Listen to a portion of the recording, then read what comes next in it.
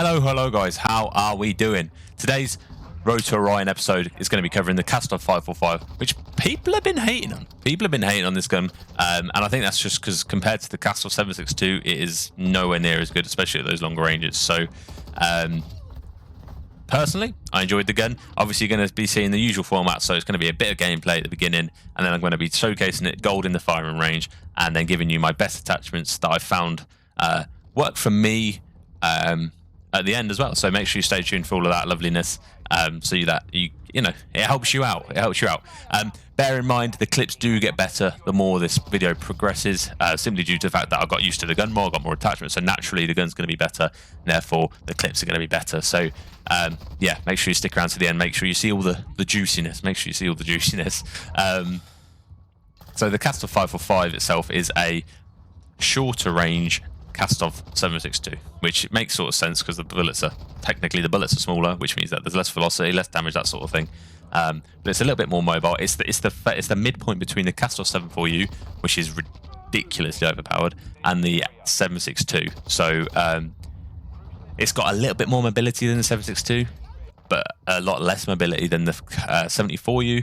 But then again, it has that. It's really good for those mid-range gunfights. Where the 762 sort of falls off a bit or like lacks to play well, and the Kastov 740 just doesn't do as well. So you sort of got to play this a little bit of as a hybrid gun. You want to be using it so you can camp up like this. I mean, you're going to be seeing a mixture of clips. Some are going to be me frying, sprinting around, and some of you are going to be seeing me cooped up like this.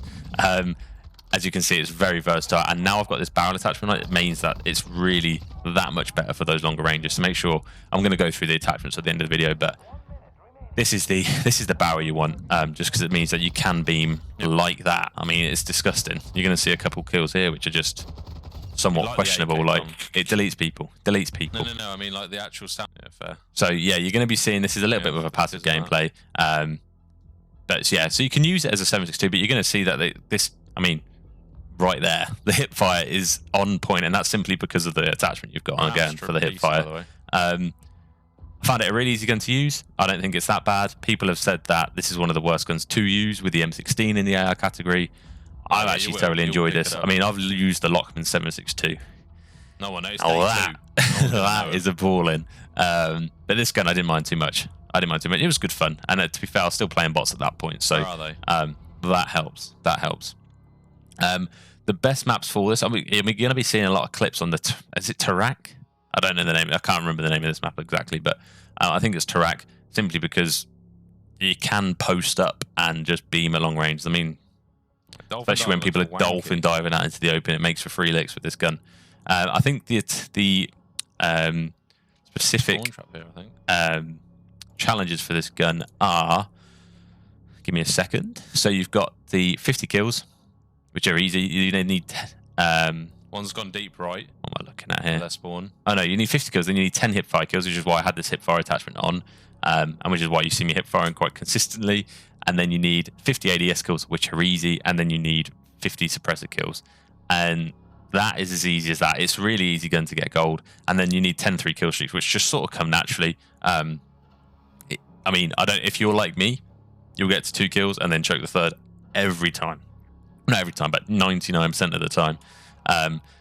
So it makes for a frustrating game to be playing, especially when you're going for gold. But yeah, challenges for this gun aren't actually too bad. I mean, you're going to be seeing me beam people at long range here, and it's just like, I don't know why people moan about this gun, to be honest. I see what they mean. It's not quite as good as the 74U at close, and then it's not quite as good as the 762 at long ranges. So people feel like it doesn't really have a designated place to be, but with the right attachments on, as you can see, it does damage close and long range. It's a really solid hybrid gun, in my opinion. I mean, if that guy's watching his kill come back, he's going to be pissed that I was leapfrogging just to fucking kill him. I mean, this is the wallbang I'm talking about here. Simple as that. I've actually got the FMJ, or armor-piercing rounds on here. As you can, I keep saying this, I'm going to keep giving away attachments.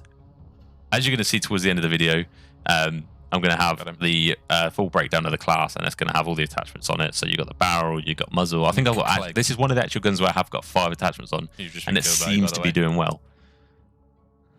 I think a lot of people aren't keen on the iron sight as well, so obviously that's going to be something you guys are going to consider. But I don't mind the iron sights. It's a little bit of sway, which is probably why it doesn't, you know, do it quite as well.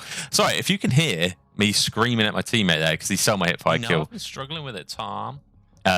Yeah, apologise if you can hear myself in the background. And this guy was trolling. That guy was trolling hard right there.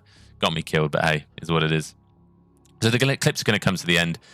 This clip is a pretty solid clip. I get as you can see, plenty of kills here.